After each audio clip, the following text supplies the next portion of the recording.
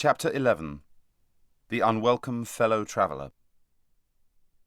When Shasta went through the gate, he found a slope of grass and a little heather running up before him to some trees. He had nothing to think about now and no plans to make. He had only to run, and that was quite enough. His limbs were shaking, a terrible stitch was beginning in his side, and the sweat that kept dropping into his eyes blinded them and made them smart. He was unsteady on his feet too, and more than once he nearly turned his ankle on a loose stone. The trees were thicker now than they had yet been, and in the more open spaces there was bracken. The sun had gone in without making it any cooler. It had become one of those hot grey days when there seemed to be twice as many flies as usual. Shasta's face was covered with them. He didn't even try to shake them off. He had too much else to do. Suddenly he heard a horn. Not a great throbbing horn like the horns of Tash Barn, but a merry call, "Tiro-to-to-ho!" Next moment he came out into a wide glade and found himself in a crowd of people.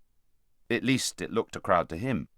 In reality there were about 15 or 20 of them, all gentlemen in green hunting dress, with their horses. Some in the saddle and some standing by their horses' heads. In the centre someone was holding the stirrup for a man to mount, and the man he was holding it for was the jolliest, fattest, most apple-cheeked, twinkling-eyed king you could imagine. As soon as Shasta came in sight, this king forgot all about mounting his horse. He spread out his arms to Shasta, his face lit up, and he cried out in a great deep voice that seemed to come from the bottom of his chest, "Corin, my son, and on foot and in rags! What the—" "No," panted Shasta, shaking his head. "Not Prince Corin. I know I'm like him. Saw His Highness in Tash Barn. Send his greetings." The king was staring at Shasta with an extraordinary expression on his face. "Are you King Loon?" gasped Shasta.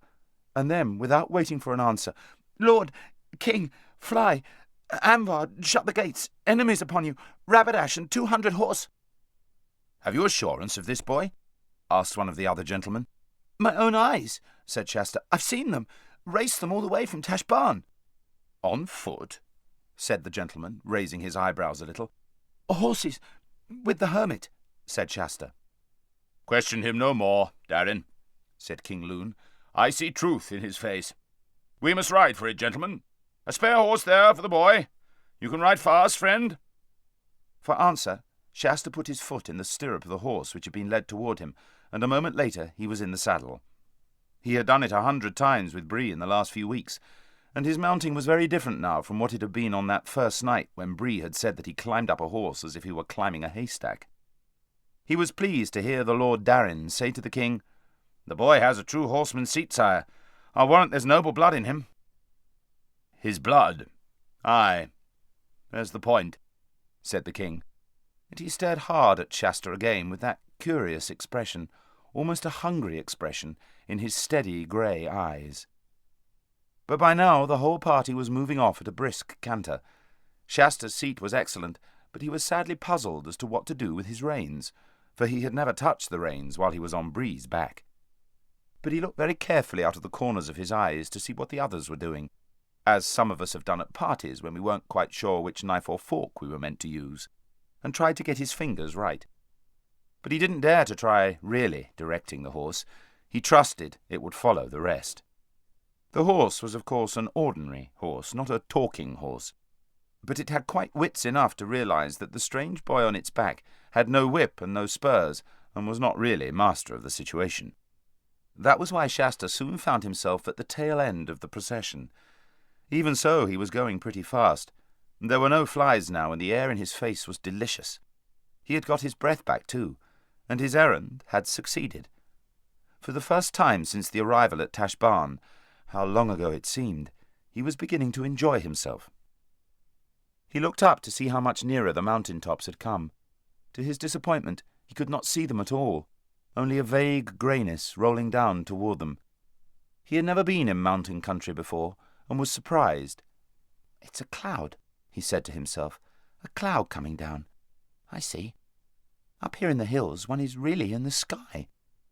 I shall see what the inside of a cloud is like. What fun! I've often wondered." Far away on his left, and a little behind him, the sun was getting ready to set. They had come to a rough kind of road by now, and were making very good speed. But Shasta's horse was still the last of the lot. Once or twice, when the road made a bend, there was now continuous forest on each side of it, he lost sight of the others for a second or two. Then they plunged into the fog, or else the fog rolled over them. The world became grey. Shasta had not realized how cold and wet the inside of a cloud would be, nor how dark. The grey turned to black with alarming speed. Someone at the head of the column winded the horn every now and then, and each time the sound came from a little farther off. He couldn't see any of the others now, but of course he'd be able to as soon as he got round the next bend.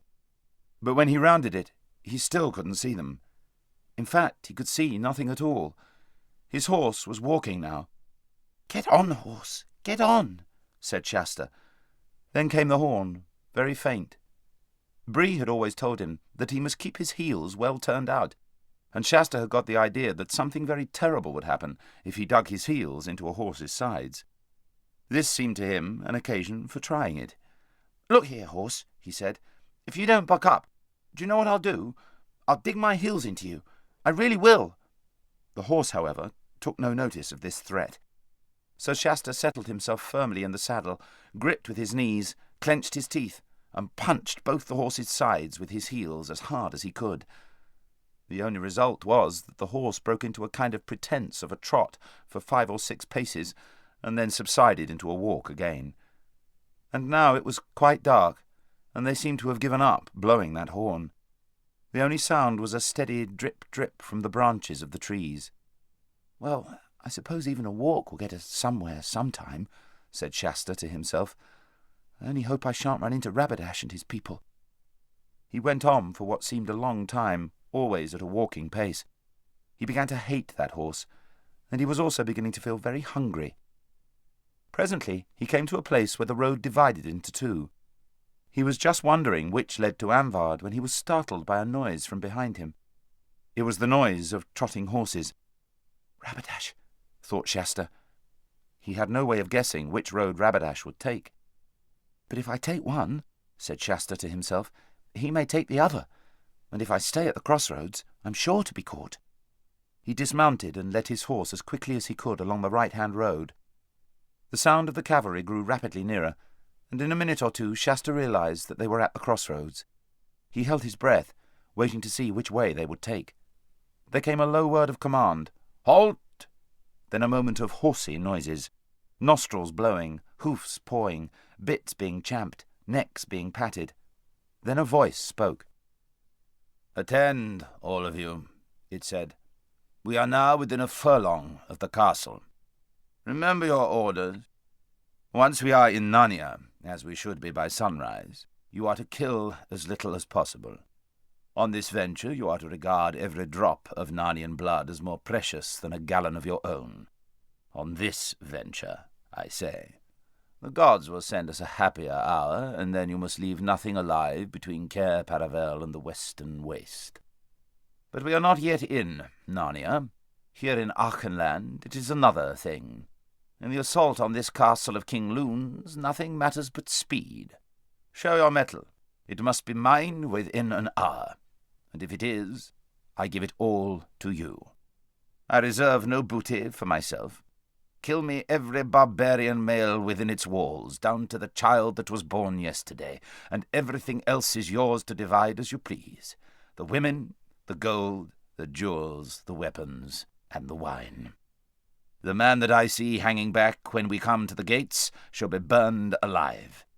In the name of Tash the irresistible, the inexorable, forward!" With a great cloppety-clop, the column began to move, and Shasta breathed again. They had taken the other road. Shasta thought they took a long time going past, for though he had been talking and thinking about 200 horse all day, he had not realized how many they really were. But at last the sound died away, and once more he was alone amid the drip-drip from the trees. He now knew the way to Anvard, but of course he could not now go there. That would only mean running into the arms of Rabadash's troopers. "What on earth am I to do?" said Shasta to himself. But he remounted his horse and continued along the road he had chosen. in the faint hope of finding some cottage where he might ask for shelter and a meal. He had thought, of course, of going back to Aravis and Bree and Hwyn at the hermitage, but he couldn't because by now he had not the least idea of the direction. "After all," said Shasta, "this road is bound to get somewhere." "But that all depends on what you mean by somewhere.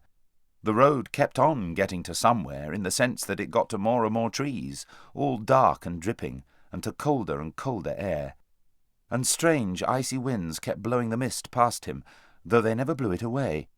If he had been used to mountain country, he would have realized that this meant he was now very high up, perhaps right at the top of the pass. But Shasta knew nothing about mountains.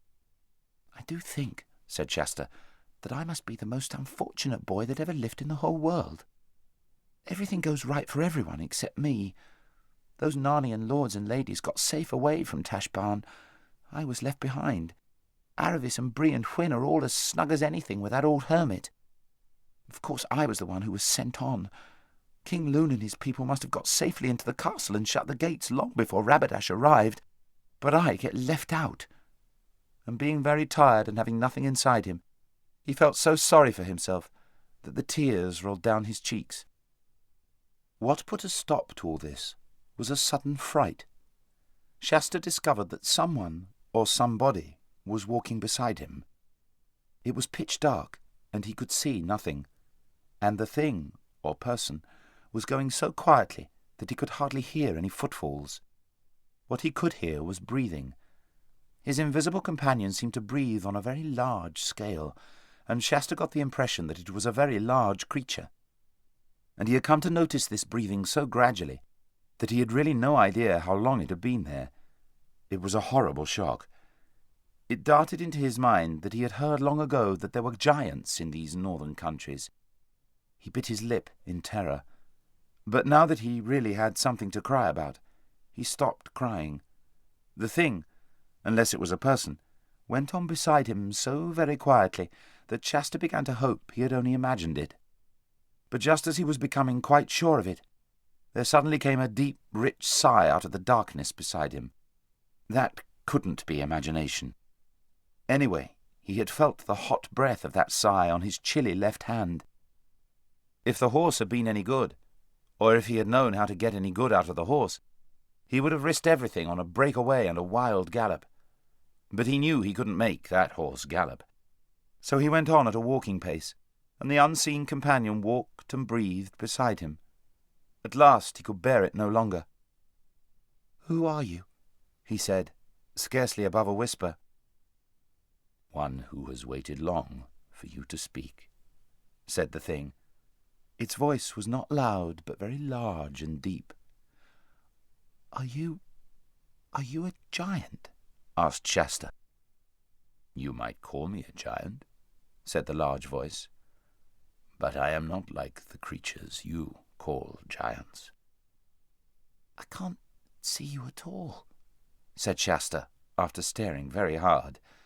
Then, for an even more terrible idea had come into his head, he said, almost in a scream, "You're not something dead, are you? Oh, please, please do go away. What harm have I ever done you? Oh, I am the unluckiest person in the whole world." Once more he felt the warm breath of the thing on his hand and face. "There," it said, "that is not the breath of a ghost. Tell me your sorrows." Shasta was a little reassured by the breath, so he told how he had never known his real father or mother, and had been brought up sternly by the fishermen. And then he told the story of his escape, and how they were chased by lions and forced to swim for their lives, and of all their dangers in Tashbaan, and about his night among the tombs, and how the beasts howled at him out of the desert. And he told about the heat and thirst of their desert journey, and how they were almost at their goal when another lion chased them and wounded Aravis, and also how very long it was since he had had anything to eat. "I do not call you unfortunate," said the large voice. "Don't you think it was bad luck to meet so many lions?" said Shasta. "There was only one lion," said the voice. "What on earth do you mean?